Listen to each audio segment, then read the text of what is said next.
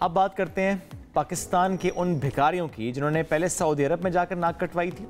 अब वो रुख कर रहे हैं ईरान का, रुख कर रहे हैं इराक का। इराकी हुकाम की जानिब से पाकिस्तानी हुकूमत को एक ख़त लिखा गया है। इसमें पाकिस्तानी भिखारियों के इस मसले में FIA स्टाफ के मुलव्वस होने पर नाराज़गी का इजहार किया गया है। इस खत में इराकी हुकाम की तरफ से मुतालबा किया गया है कि पाकिस्तानी हुकूमत ज़ायरीन और टूर ऑपरेटर से गारंटी लें कि वो ज़ियारतों का सफ़र मुकम्मल होने के बाद पाकिस्तान वापस आएंगे। इराकी हुकाम के मुताबिक इस वक्त 60,000 से ज़ायद पाकिस्तानी गैर कानूनी तौर पर इराक में मुकीम हैं, जो ज़ायरीन बनकर गए थे वापस पाकिस्तान नहीं आए। 18 से 25 साल की लड़कियाँ भीख मांग रही हैं, ये भी उस खत में लिखा गया है। अच्छा, अब हम ज़रा बात करें FIA की, तो उनकी तरफ से कहा गया कि ख़ानदानों के जो सरबराह हैं वो अक्सर ख़वातीन को या बच्चों को इराक छोड़कर पाकिस्तान वापस आ जाते हैं। और FIA के मुताबिक उनमें से बहुत से पाकिस्तानियों का ताल्लुक हाफिजाबाद से, वज़ीराबाद से, मंडी बहाउद्दीन से, गुजरांवाला और गुजरात जैसे इलाकों से है। FIA ने भी बताया कि बगदाद में भीख मांगने में मुलव्वस होने पर 67 ख़वातीन और उनके बच्चों को हिरासत में लिया गया है। आज हम इसी अहम मौजू पर गुफ्तगू करेंगे। हमें ज्वाइन किया FIA के एडिशनल डायरेक्टर खुर्रम सईद राना साहब। सर अस्सलाम वालेकुम, वेलकम टू द शो। कैसे हैं आप? जी वालेकुम सलाम, ग्रेट टू हैव यू। इसके साथ ज्वाइन कर रहे हैं बैरिस्टर अरशद साहब, और उनसे भी हम इस मौजू पर गुफ्तगू करेंगे। सर बहुत शुक्रिया, आपने भी वक्त दिया। सर मैं ज़रूर आपसे कमेंट लूँगा पहले कि जो सऊदी अरब में हमने मामला देखा, बाद में हमने ईरान और इराक में भी यही मामला देखा कि ऐसे केसेस जो हैं वो रिपोर्ट होना शुरू हुए, और ज़ाहिर है पाकिस्तान की साख इससे मुतासर होती है।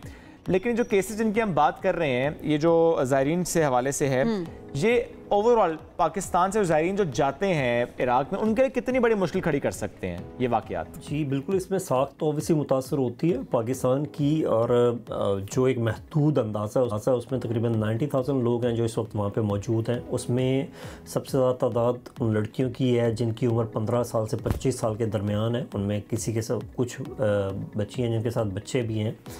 तो ये सारी सिचुएशन में अरेस्ट भी हुई हैं अभी रिसेंटली इराक में लोगों की जो इसमें गदागरी में मुलव्वस थे, जो भिखारियों जो गदागरी वहाँ पे कर रहे थे, बैगर्स थे। तो ये सारी सूरत हाल पाकिस्तान के लिए संगीन है क्योंकि पाकिस्तान की साख को इससे ख़तरा है। इससे पहले जिस तरह आपने कहा सऊदीया, उसके अलावा कुछ और मुल्क भी थे, ममालिक भी थे जिन्होंने रिपोर्ट किया था, जिसमें UAE था। उन्होंने तो स्पेसिफिकली पाकिस्तान के लिए अब ये कर दिया कि आप अपनी बैंक स्टेटमेंट्स दें जब आप वीज़ा अप्लाई करते हैं। आपको वो सहूलतें मौजूद नहीं है जो बाकी लोगों को मौजूद है। वो देखना चाहेंगे कि आपके बैंक अकाउंट में उतने पैसे मौजूद हैं कि आप विज़िट करना चाहते हैं। इसके अलावा टर्की ने इस इशू को रेज़ किया था, ओमान ने किया था कि पाकिस्तानी जाके वहाँ पे भीख मांगते हैं, गदागर हैं वहाँ पे। तो ये सारी सूरत हाल जो है ये एक तशवीशनाक सूरत हाल है पाकिस्तान के लिए, क्योंकि पाकिस्तान का इस खित्ते में एक मुकाम है। पाकिस्तान से बहुत सारे लोग, पढ़े लिखे लोग या मेहनती लोग वहाँ पे जाते हैं। तो मेरा ख्याल है कि इस हवाले से पाकिस्तान हुकूमत को भी, जाहिर सी बात है, इस तरह के जो वाक़यात है वो पाकिस्तान का इमेज ऑब्वियसली इंटरनेशनल लेवल पे मुतासिर भी कर रहे होते हैं। और खुर्रम साहब, एट द सेम टाइम अगर ये चीज़ देखी जाए कि फिर वीज़ा लेने में तो मुश्किलात होती हैं, जैसे ज़ायरीन की बात की जाए या फिर बाकी ममालिक की जहाँ पर बात की जा रही है, तो वीज़े में मुश्किलात है। ये स्टैट्स हमने भी कुछ शेयर किया आपके साथ, ख़त का हवाला भी हमने दिया। आप इस सारी सिचुएशन को किस तरह एनालाइज करते हैं?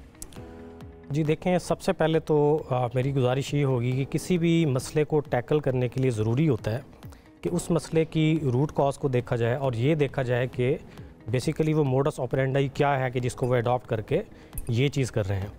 अब ये क्योंकि हम ह्यूमन स्मगलिंग और ह्यूमन ट्रैफिकिंग पाकिस्तान वो भी फेस कर रहा था, नौ पैरेलली अब एक ये नया सिनारियो जो है वो पॉप अप हो गया।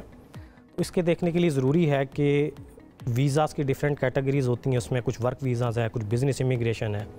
तो ये स्पेसिफ़िकली जो हमारे विज़िट वीज़ाज़ हैं जो कि उम्रा के लिए या ज़ियारत के लिए कंसर्न एम्बेसीज इशू करती हैं। अब इसमें FIA की हद तक मैं आपको ये बताता चलूँ कि हमारा काम एनफोर्समेंट है। पासपोर्ट इशू करना, directorate general of immigration and passport वो अथॉरिटी है जो किसी भी पाकिस्तानी को पासपोर्ट इशू करती है।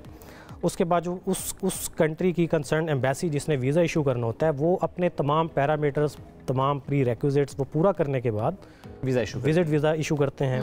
यानी कि मैं ये कह सकता हूँ कि एयरपोर्ट पे FIA की प्रोफाइलिंग से पहले कंसर्न एम्बेसी उनकी प्रोफाइलिंग कर चुकी होती है, तभी उसका विज़िट वीज़ा इशू होता है। उसकी सेकंड प्रोफाइलिंग फिर एयरपोर्ट पे हम करते हैं। ये हमारा एक इंटेग्रल पार्ट है, अदर देन हमारी जो लीगल मैंडेट है। Profiling all over the world including FIA Pakistan हम प्रोफाइलिंग करते हैं, ठीक है, और उसके बाद ही हम किसी को अलाउ करते हैं। इस साल भी हमने टिल टू डेट 242 पैसेंजर्स को ऑफलोड किया है सिर्फ इस साल। जो कि इराक ज़ियारात पर जा रहे थे। वजह क्या थी उनको रोकने की? सर, प्रोफाइलिंग में ये होता है कि आपने ये देखना होता है कि जो ज़ियारात के लिए जा रहे हैं उनके पास सफिशिएंट फंड्स होने चाहिए, ठीक है, यानी आपको शक होटल था? बुकिंग होने चाहिए। जी डेफिनेटली, जब हम उनको इंटेरोगेट करते हैं तो हमें आइडिया हो जाता है, हमारा एक्सपीरियंस होता है जो हमारे काउंटर सारे वो थे जो कि इसी इंटेंशन से जा रहे थे कि जाएंगे और भीख मांगेंगे? नहीं, देखें वो एयरपोर्ट पे तो कभी भी डिस्क्लोज नहीं करते, जेनेरिक जो है वो आप लोग वो डेफिनेटली वो ज़ियारात के लिए जा रहे होते हैं। बट अब जो हमारे पास स्टैट्स आना शुरू हुए हैं, इसमें जो हमें चीज़ एक एनालिसिस के बाद समझ आई है कि इसमें मोस्टली पीपल जो हैं वो साउथ पंजाब के हैं, सेंट्रल पंजाब के हैं और इंटीरियर सिंध के हैं।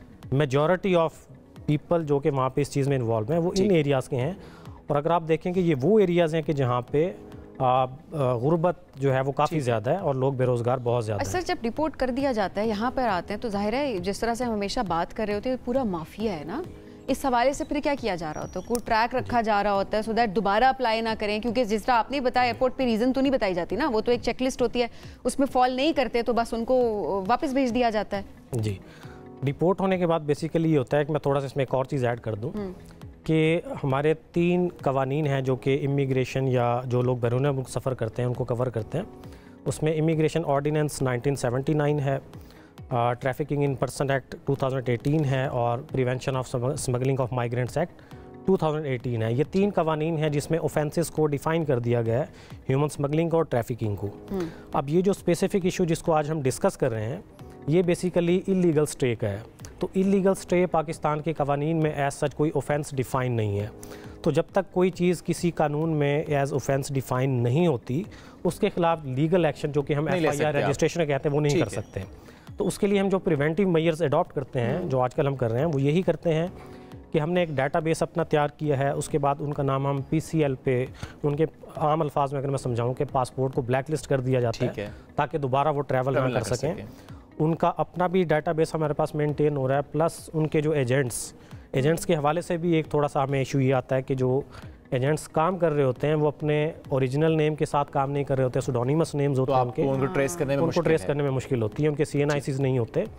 तो एनी हाउ हम कोशिश कर रहे हैं, क्योंकि जो एरियाज़ मैंने आपको बताए हैं उन एरियाज़ में जो कंसर्न FIA ऑफिसेज़ हैं वो एक्टिवेट हो चुके हैं। मिनिस्ट्री ऑफ इंटीरियर की तरफ से भी हमें हिदायत हैं और इंशाल्लाह ताला कोऑर्डिनेटेड एफर्ट्स हो रही हैं। जी बिल्कुल हो रही है। ये जो खत लिखा गया इराक की तरफ से, इसमें इस मसले पर FIA स्टाफ के मुलव्वस होने की बात भी की गई है, आप तक भी ये बात पहुंची होगी? आप लोगों ने नहीं, बिल्कुल नहीं पहुंची। नहीं, बेसिकली जो इस तरह के खतूत या इस तरह के लेटर्स का जो एक्सचेंज होता है, ये एम्बेसी टू एम्बेसी, हमारा फॉरेन ऑफिस जो और हमारी पॉलिसी मेकिंग अथॉरिटीज़ है, मिनिस्ट्री ऑफ इंटीरियर है। FIA के अंदर कोई ऐसी खबर आई, ऐसी कोई ऐसा बंदा FIA का जो इन्वॉल्व था? नहीं, बिल्कुल नहीं, ऐसा कुछ नहीं था। ऐसा पॉसिबल नहीं है। ऐसा पॉसिबल ही नहीं है। पॉसिबल इसलिए नहीं है कि देखें, विजिट वीज़ा पे FIA के डोमेन में सिर्फ ट्रैवल डॉक्यूमेंट्स को चेक करना है। ठीक है, जेन्युइन पासपोर्ट है, जेन्युइन विजिट वीज़ा है। ना पासपोर्ट हमने इशू किया है, ना वीज़ा हमने इशू किया है, तो मेरा नहीं ख्याल कि उसमें किसी किस्म की इन्वॉल्वमेंट हो सकती है। ऑलराइट, ये जो आपने इलाकों का जिक्र किया, यहाँ पे आपने कहा कि FIA ऑफिस अब मिनिस्ट्री की हिदायत के बाद एक्टिवेट हो गए हैं, कोई रिपोर्ट्स मुरतब करना शुरू की उन्होंने? क्योंकि जिस तरह आपने कहा एजेंट्स, इनका ID कार्ड भी जाली होता है, डिटेल्स आपके पास नहीं होता, आप कुछ कर नहीं सकते, बट समहाउ कि शिकायत ऐसी मौसूल हुई या कोई लिंक ऐसा निकला कि अब काम शुरू हुआ इस नेटवर्क को पकड़ने का? जी बिल्कुल हो चुका है। अच्छा, और इसमें हमारी 5 FIRs रजिस्टर्ड हो चुकी हैं अगेंस्ट द एजेंट्स। एक फैसलाबाद में और 4 मुल्तान में। और ये इंशाल्लाह ये जो क्वांटम ऑफ FIRs है, ये एजेंट्स की आइडेंटिफिकेशन के बाद ये मज़ीद फैलेगा, क्योंकि देखें सोर्स को ढूंढने में टाइम लगता है कि हमने एम्बेसी से भी इंफॉर्मेशन लेनी है, पासपोर्ट ऑफिस से भी लेनी है, जहाँ पे ये लोग एक्टिवेट हैं वहीं पे ये चीज़ें सारी करते हैं ना।